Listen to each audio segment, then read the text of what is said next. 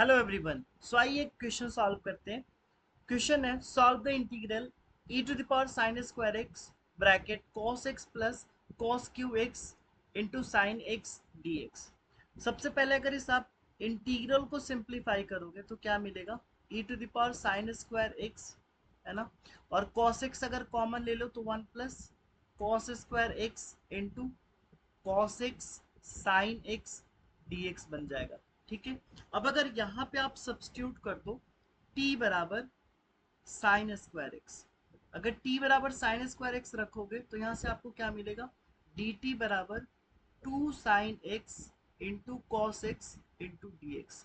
अब अगर आप ध्यान से देखो तो यहाँ पे आपका क्या है, sine x into cos x d x. Sine x into cos x d x आपका इंटीग्रल इंटीग्रल में प्रेजेंट है, राइट। सो अब आपका इंटीग्रल क्या हो जाएगा, so this will be I is equal to e to the power ये टी हो जाएगा। अब यहाँ पे 1 प्लस कॉस स्क्वायर एक्स को आप लिख सकते हो क्या, कॉस स्क्वायर एक्स को 1 माइनस साइन स्क्वायर एक्स बिल्कुल लिख सकते हैं। तो यहाँ पे क्या हो जाएगा 1 माइनस साइन स्क्वायर एक्स, और साइन स्क्वायर एक्स को आप क्या लिख सकते हो, टी, है ना। सो अल्टीमेटली यहाँ पे हम क्या लिख दें, टी लिख देते हैं। क्लियर है। और into cos x into sine x d x को क्या लिख सकते हो यहाँ से, तो यहाँ से हो जाएगा आपका डी टी बाई टू। अब आपके पास इंटीग्रल क्या आ रहा है, सब ध्यान से देखिए। ये आ रहा है आपका 1/2 e to the power t, और यहाँ से हो जाएगा 2 minus T d t. Clear है। ठीक है, अगर आप यहाँ से 1/2 को एक बार कॉमन ले लो, आप 1/2 आपने कॉमन ले लिया तो क्या बचा, ये बचा 2 e to the power t d t minus t e to the power t d t. Clear है।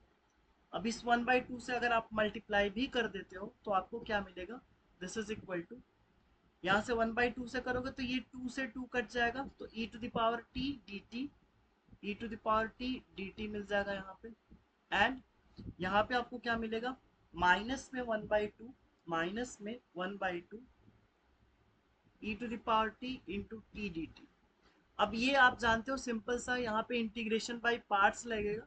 इसमें आप फॉलो करोगे आइलेट रूल को, I for inverse function, logarithmic function, algebraic function, trigonometric function, exponential function. तो जो पहले आएगा उसको आप u मान लोगे। तो इसमें सबसे पहले आ रहा है अलजेब्रिक फंक्शन जो कि t है, तो ये u हो जाएगा और ये v हो जाएगा। तो अब यहाँ से क्या हो जाएगा, so e to the power t का तो e to the power t हो जाएगा माइनस 1/2। अब यहाँ पे आप ध्यान से देख लीजिए ये क्या हो जाएगा, u into that is t into e to the power t d t minus d u that is d t by d t हो जाएगा into e to the power t d t, और फिर इस पूरे का integral, right.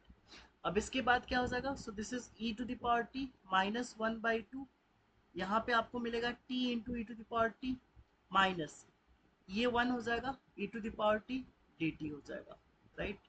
And एक constant तो आपको लिखना ही है, so e to the power t minus 1/2, और ये आप लिख सकते हो t into e to the power t, और ये 1/2 मल्टीप्लाई हुआ तो प्लस 1/2, और इसका integral e to the power t and plus c हो जाएगा।